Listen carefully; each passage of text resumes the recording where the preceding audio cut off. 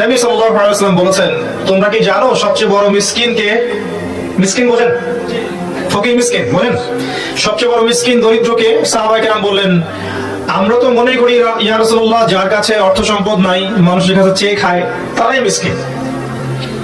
নবী সাল্লাল্লাহু আলাইহি ওয়াসাল্লাম বলেন, না, সবচেয়ে বড় মিসকিন সেই ব্যক্তি যে কিয়ামতের দিনে নামাজ, রোজা, হজ, যাকাত অনেক নেকি নিয়ে উঠবে, পাহাড় সমান নেকি নিয়ে উঠবে, কিন্তু কিন্তু বহু পাওনাদার তার সামনে দাঁড়িয়ে থাকবে। সে কারো গীবত করেছে, কারো টাকা আত্মসাৎ করেছে, কারো সম্পদ লুট করে খেয়েছে, কাউকে গালি দিয়েছে, কাউকে অপবাদ দিয়েছে ইত্যাদি। অর্থাৎ মানুষের সাথে জড়িত হক ছিল, মানুষের সাথে জড়িত পাপ ছিল, যেগুলো মানুষের হক, হাকুল ইবাদ, এমন অনেক মানুষ তার সামনে দাঁড়িয়ে থাকবে এবং তখন হিসেব করা হবে যে কার কতটুকু ক্ষতি সে করেছে। নিজের নেকি থেকে তাদের ঋণ পরিশোধ করে দেওয়া হবে। ঋণ পরিশোধ করতে গিয়ে যদি সমস্ত নেকি শেষ হয়ে যায়, সেক্ষেত্রে অন্যের গুনাহ তার আমলনামায় চাপিয়ে দেওয়া হবে। বলেন নাউজুবিল্লাহ। এটা সবচেয়ে বড় মারাত্মক বিষয় পরকালে। আমরা দোয়া করি এই মজলিসে যে আল্লাহ যেন তার সাথে জড়িত পাপ থাকলে মাফ করে দেন, মানুষের সাথে জড়িত কোনো পাপ না রাখেন আমাদের। আল্লাহুম্মা আমিন। মানুষের সাথে জড়িত পাপ থাকলে কি আমাদের মাঠে পার পাওয়া খুবই ডিফিকাল্ট। যত টাকা আত্মসাৎ করা হয়েছে, সামাজিক টাকা, রাষ্ট্রীয় টাকা, ব্যক্তিগত টাকা, পারিবারিক টাকা, আত্মসাৎ পর্যন্ত অন্যের হক মেরে খাওয়া হয়েছে, সমস্ত হকগুলো নিয়ে কিয়ামতের মাঠে মানুষ উঠবে। কিয়ামতের মাঠে দেখবেন অনেক মানুষের ঘাড়ের মধ্যে টিন নিয়ে ঘুরছে। কিসের টিন? রিলিফের টিন। কিয়ামতের মাঠে দেখবেন অনেক মানুষের কাঁধে চাল, গম, কি নিয়ে ঘুরছে? এগুলো মেরে খাইছে দুনিয়ার জীবনে। কিয়ামতের মাঠে দেখবেন জমি মানুষের কাঁধে, সাতবক জমি, মানুষ ঘুরছে। কিসের জমি? ওই যে বনের সম্পত্তি দেয়নি ওই জমি। কিয়ামতের মাঠে দেখবেন টাকা, কাগজের টাকা, কাগজের টাকা কিয়ামতের মাঠে কি করেছে? এগুলো মেরে খাইছে, অন্যের টাকা মেরে খাইছে। যে যেটা মেরে খাবে মানুষের।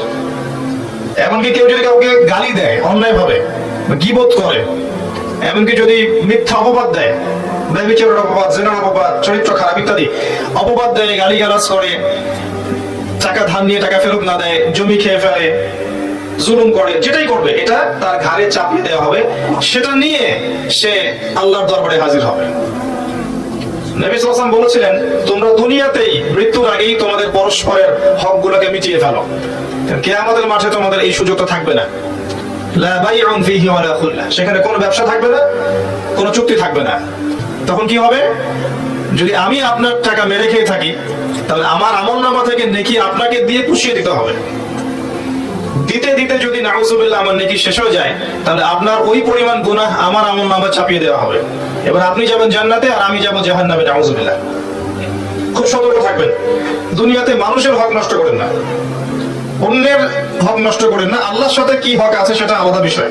আল্লাহর সাথে আপনার অনেক হক। মনে করেন আপনি নামাজ পড়েন নাই, রোজা রাখেন নাই, ঠিক আছে, আপনি আল্লাহর হক নষ্ট করেছেন।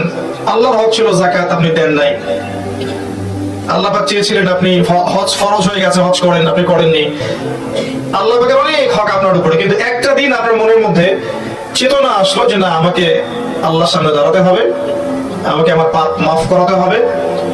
আপনার মনের মধ্যে আল্লাহর প্রতি ফিকির আসলো, ঈমান আসলো, নূর আসলো। আপনি নামাজ পড়লেন 2 রাকাত, ওযু করে চোখের পানি ফেলে দিলেন। চোখের পানি ছেড়ে দিয়ে আপনি বললেন, আল্লাহ, সারা জীবন তোমার সাথে অনেক অন্যায় করেছি, তোমার অনেক হুকুম আহকাম আমি লঙ্ঘন করেছি।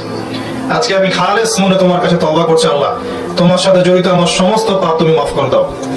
আল্লাহ পাক এক মুহূর্তের মধ্যে আপনার সমস্ত পাপকে নেকি দিয়ে পরিবর্তন করে দিবেন ইনশাআল্লাহ। কিন্তু মানুষের সাথে জড়িত পাপ, কাবা ঘরের গেলাফ ধরে কাঁদলে মাফ হবে না। অন্যের হক নষ্ট করা পাপ কাবার গেলাফ ধরে মাফ হবে না। কথাগুলো এই কারণে বললাম, মিসকিনের সংজ্ঞাটি দেখিয়ে। সবচেয়ে বড় মিসকিন কারা? তাহলে যারা পরকালের মাঠে মানুষের সাথে জড়িত হক নিয়ে হাসর করবে। আল্লাহ পাক আমাদেরকে হেফাজত করুন এটা থেকে, আল্লাহুম্মা আমিন। তো কেউ কাউকে নেকি দিবে না, এটা বলতে গিয়ে জায়গায় আসলাম। কোরআন তেলাওয়াত করা শিখলে এবং নিয়মিত তেলাওয়াত করলে আপনি প্রত্যেক হরফে 10টা করে নেকি পাবেন ইনশাআল্লাহ আযজা ওয়া জাল। আল্লাহ পাক সবাইকে নিয়মিত কোরআন তেলাওয়াত করার তৌফিক দান করুন, আমিন। নিয়মিত কোরআন তেলাওয়াত করলে মনের মধ্যে নূর আসবে। কি আসবে? নূর কি জিনিস সেটা এখন খুব একটা আলোচনা আসে না, এই জন্য জনগণ বিষয়টা বোঝে না। কারণ এখন একটু বস্তুবাদিতার যুগ চলছে আর কি, মানুষ চোখে যা দেখে তাই বিশ্বাস করে। নূর ওই জিনিস যে জিনিসের কারণে খিজির আলাইহিস সালাম 3টা ঘটনা ঘটিয়েছেন, মুসা আলাইহিস সালাম সেই ঘটনার ব্যাখ্যা করতে পারেন নাই।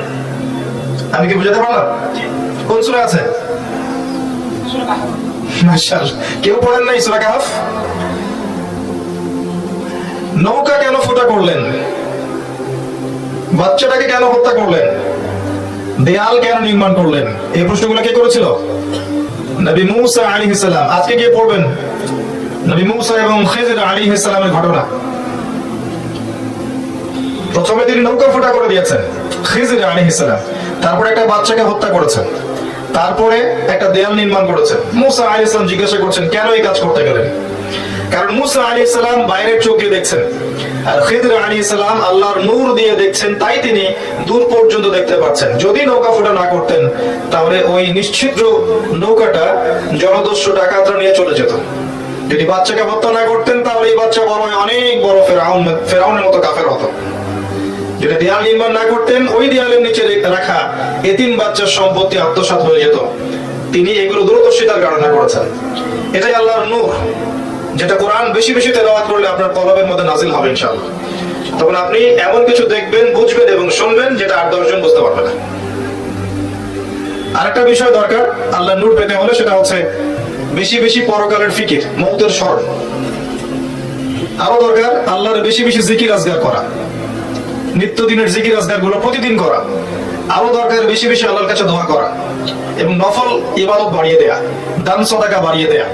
এগুলো করতে থাকলে এবং একই সাথে মন থেকে যাবতীয় প্রকার রিয়া, হিংসা, অহংকার, গীবত, তহমতের সংস্কৃতি, আত্মহমিকা, মনের রোগ, এগুলো দূর করতে পারলে ইনশাআল্লাহ দেখবেন আপনার কলবের মধ্যে আল্লাহর পক্ষ থেকে নূর আসবে ইনশাআল্লাহ তাআলা।